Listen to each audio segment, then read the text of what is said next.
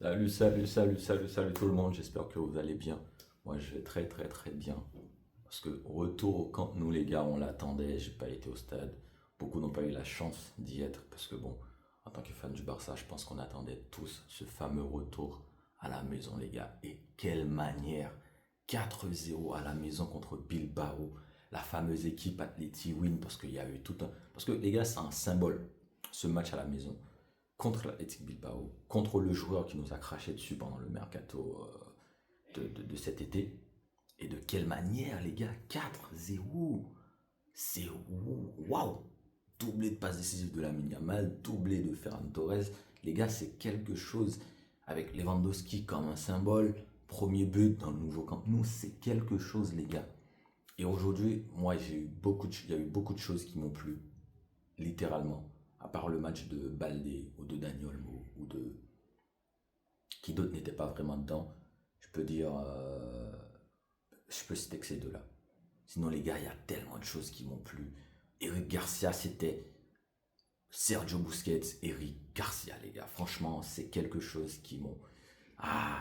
Les gars, la mine, on te retrouve avec du jus, les gars. On te retrouve avec du jus, mon gars, hein. Ah oui, franchement, moi, il y a une chose qui me manquait dans ce match pour que ça soit parfait. C'était ce petit but de la Yamal. Je ne l'ai pas eu, mais c'est pas grave parce que les deux passes décisives qu'il met à Ferran Torres, c'est franchement c'est quelque chose de royal. Les dribbles, les machins, on le sent en jambe. Les petits dribbles sur Nico Williams sur le côté pour lui rappeler, pour lui dire mon gars, t'as fait le mauvais choix. On va tenter de débriefer ce match, les gars. Un point que j'ai remarqué, la ligne défensive. Je l'ai senti plus rassuré aujourd'hui. Pourquoi? Parce qu'il y a quelque chose sur laquelle j'insiste depuis quelques semaines, pour pas dire quelques mois, c'est la présence, quand tu joues comme ça, d'un gardien capable de sortir la balle, d'un gardien de but qui donne de la confiance à ta défense. Parce que quand tu joues comme ça, j'arrête pas de le dire, j'arrête pas d'insister là-dessus, c'est que quand on voit le dos de ta défense, il faut que ton gardien il soit réactif. Parce qu'il y a des actions, l'année dernière, je l'ai vu, on l'a vu, il y a des actions où on siffle hors-jeu, où tu retiens que l'adversaire a été hors-jeu 9 fois, parce que bon, le gardien il sort, il met la balle en touche. Il n'y avait pas forcément hors-jeu en fait, parce que l'action ne s'est pas terminée, l'action n'est pas allée au bout. Donc oui, au final, on siffle hors-jeu, machin, on s'est compté comme un hors-jeu. Mais on ne sait pas, l'action serait allée au bout, on ne sait pas ce qui serait passé. Et on l'a vu deux fois avec Johan Garcia aujourd'hui. Tu aurais eu un, comment il s'appelle, Chesney dans les buts, qui sort pas, tu encaisses un but derrière, c'est la VAR, tout peut se passer, il y a but ou il n'y a pas but.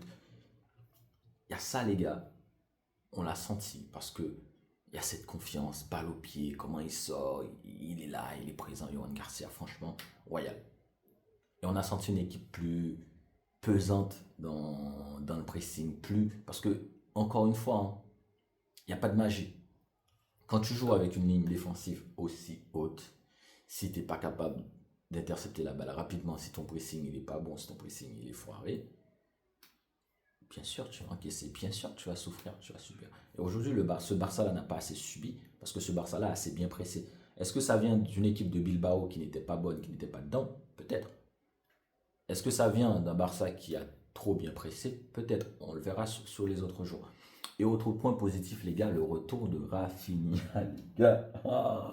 Le retour de Rafinha, ça, franchement, c'est plaisant. Parce qu'on va avoir quelque chose niveau pressing qui va être simplement royal. Parce que déjà, ça t'apporte un poids offensivement. Parce que Rafinha, ce qui vaut offensivement au Barça, on peut me dire ce qu'on veut de Marcus Rashford, qui apporte quelque chose. Oui, il a bien suppléé Rafinha, l'absence de Rafinha. Mais il vaut pas ça, en fait, Rashford. Je suis désolé, il vaut pas ça à Barcelone. Il n'y a pas grand monde qui vaut ça à Barcelone. Ce qu'il apporte offensivement à Rafinha. Et il y a autre chose, les gars. Il y a autre chose. Eric Garcia, aujourd'hui, j'insiste. Eric Garcia, le match qu'il nous fait, c'est un match de taille patron. On parle de Lamine Yamal, on parle de match de Firmine, qui est un très bon match, qui Firmine, selon moi, est l'homme du match aujourd'hui, mais le match d'Eric Garcia, dans la récupération. Le mec, je crois qu'il a gratté sur les 4 buts, il y a eu 2 buts ou 3 où c'est lui qui gratte les ballons. C'est lui qui gratte la balle, mec, dans une position où il est même pas censé être. C'est le jeu, c'est ce que demande Flick, c'est le jeu de Flick. Mais il faut, comme je l'ai dit, comme j'insiste là-dessus, il faut que ton pressing il marche. Il faut que quand tu prends ce risque-là, quand tu fais ce choix-là, ça marche, ça fonctionne. Et ça passe par les attaquants, ça passe par les milieux, ça passe par tout. Et aujourd'hui, les gars, tu gagnes 4-0 à Bilbao, t'as pas Pedri. Tu commences le match sans Rafinha, parce que Rafinha, quand il rentre, il y a déjà 4-0. T'as pas De Jong. Voilà, tu joues avec un milieu Firmine, Eric Garcia, Dani Olmo qui n'apporte rien du tout au final. Baldé qui sort sur blessure. J'espère pour lui que ça ne sera pas encore 2-3 mois parce qu'au bout d'un moment, la Coupe du Monde, Alejandro Baldé, va falloir que tu oublies. Parce que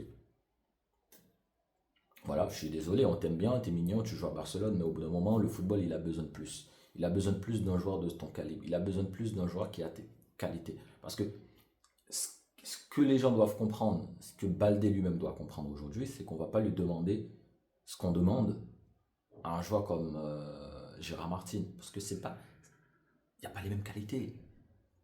Tu as des qualités brutes que Gérard Martin, il n'a pas. Donc forcément, on te demande plus. Et même quand certains fans du Barça sont pas très contents, ou même les fans en Espagne, Toco, quand on voit Cucurella jouer sur Baldé, pourquoi? Parce que Baldé, il a plus de qualité, ne serait-ce qu'offensivement. Mais maintenant, dans ce poste d'arrière latéral, est-ce que tu as besoin d'un joueur qui a beaucoup de qualité ou tu as besoin d'un joueur qui est juste? Et je pense que tous les entraîneurs ont besoin d'un joueur qui est juste. Certes, moins de qualité, mais plus fiable. Baldé, aujourd'hui, il n'est pas aussi fiable qu'un Gérard Martin, il n'est pas aussi fiable qu'un Cucurella. Je suis désolé, c'est la réalité. Ferran Torres, les gars. Ferran Torres, c'est un joueur qui est très, très, comme je le dis souvent, c'est le joueur incompris. C'est vraiment, on dit toujours que les génies, la plupart du temps, sont incompris. Et Ferran Torres, c'est la définition d'un génie incompris parce que moi-même, vous savez à quel point j'ai critiqué ce joueur, vous savez à quel point également j'aime ce joueur, mais qu'est-ce qu'il est incompris. Ferran Torres, il y a quelque chose. J'ai un ami qui dit souvent, Ferran Torres, il a jamais, de nos jours, il ne voit pas un attaquant qui a une meilleure position que Ferran Torres. C'est-à-dire cette capacité d'être toujours dans la bonne zone pour recevoir la balle. Il l'a, Ferran Torres. Et quand il marque de beaux buts. Hein. Et quand il marque dans un match, il est royal, il est crucial. Hein. Aujourd'hui, il en met 3 buts, dont un annulé pour hors-jeu, justifié. Mais à chaque fois, il est lucide et crucial hein, sur ses actions. Bon, le premier but, il y a eu un loupé du gardien, mais bon, ça arrive. Le deuxième but, il est fou. C'est d'une chirurgie, mais... Et je me dis comment ce joueur-là, il n'est pas un grand attaquant. Comment il est? Comment aujourd'hui, au Barça, tu rêves d'un Julian Alvarez, tu rêves d'un je ne sais pas qui, tu te dis après Lewandowski, je fais comment? Alors que tu as ce joueur-là, en fait, parce que Ferran Torres, les qualités, il les a. Je pense également à la passe qu'il met à Firmine en première mi-temps. La balle qui aurait fait 2-0. Quand Firmine, il shoot sur le gardien, il rate pas sa frappe, il frappe carrément sur le gardien. Et je me dis, mais en fait, il a tout. Même dans la passe, il est bon, Ferran Torres. Hein. Dans son positionnement, dans la passe, dans les gestes, il les a. La frappe, il a la frappe. Mais comment ce mec-là, il fait pour pas être un grand attaquant? Je ne comprends pas. C'est le mystère total. Comment il fait pour être bon? Il y a des moments où il n'est pas bon. Vous savez à qui il me fait penser Ferran Torres? Vous allez un peu rigoler, vous allez un peu me prendre pour un fou. Il me fait penser à la version Real Madrid quand tu avais Benzema et Higuaín. Où c'était un coup l'un, un coup l'autre. Même Benzema, hein. Benzema, il était titulaire au Real, le Real qui gagnait triplé de Ligue des Champions. Il était titulaire à ce Real-là. C'était pas un mec qui mettait 30-40 buts par saison, mais il était là, il apportait quelque chose, qui est la différence de Ferran Torres, qui lui ne joue pas tout le temps. C'est peut-être ce qu'il faut à Ferran Torres. Pourquoi pas? Peut-être. Hein. Peut-être l'après Lewandowski, c'est prendre le risque, c'est jouer la carte de Ferran Torres qui joue tout le temps. Hein. Peut-être c'est ça. Mais il me fait penser à ce joueur-là que tu dis tout le temps, mais merde, mais ouais, mais pourquoi il n'est pas tout le temps pourquoi il n'est pas tout le temps consistant, pourquoi il marque pas tout le temps, pourquoi. Mais quand il marque, quand il fait tout ce qu'il fait, quand il fait les choses bien, c'est très beau à voir. Je voulais également parler de Dani Olmo, le cas de Dani Olmo. Les gars, je sais plus, hein, je sais plus. Parce que le problème, c'était qu'il se blessait, qu'il était rarement là. Maintenant, même quand il est là, tu te dis, mais Dani, tu nous apportes quoi quand tu es là? C'était nul son match. Son match était nul, nul, nul, nul, nul, nul, nul. Nul. Je pense, avec Baldé, c'était les plus nuls aujourd'hui. Et Gérard Martin, juste dans son match, franchement juste, juste. Il a joué en défense centrale, il était là, il a joué en arrière latéral, il était là, juste son match. Araujo, très belle entrée. Eric Garcia, je l'ai dit tout à l'heure, royal. Lamine Yamal, un bon 7 voire 8 sur 10, parce que voilà, 2 passes décisives dans un match de Liga, 2 belles passes décisives d'ailleurs, c'est pas rien. Il n'a pas mis son petit but, mais il était là. Lewandowski, j'ai l'impression qu'on est en train de retrouver notre numéro 9 parce que Lewandowski, dos au but, etc., machin, tout ce qu'il fait, c'est. Voilà, il y a eu le but. Il y a eu des actions aussi où il aurait pu passer la balle ou machin, donc on va pas non plus lui demander des merveilles à 38 ans. Voilà, c'est un druide le mec. Mais voilà, on a l'impression qu'on est sur le point de retrouver une équipe. Et comme quoi, on dit souvent, 2 éléments qui te manquent peuvent changer toute la dynamique d'une équipe. Parce que Yohan Garcia, tu as l'impression, moi, sur ses premiers ballons, j'ai eu le sentiment j'ai eu le sentiment d'un sentiment de paix, de ok, tout va aller. Comme Lamine l'a posté sur Instagram, les nuits magiques arrivent. J'ai l'impression qu'on va vivre des moments magiques. Rafinha qui part à l'échauffement, j'ai le sentiment, waouh, tout s'éclaircit devant moi.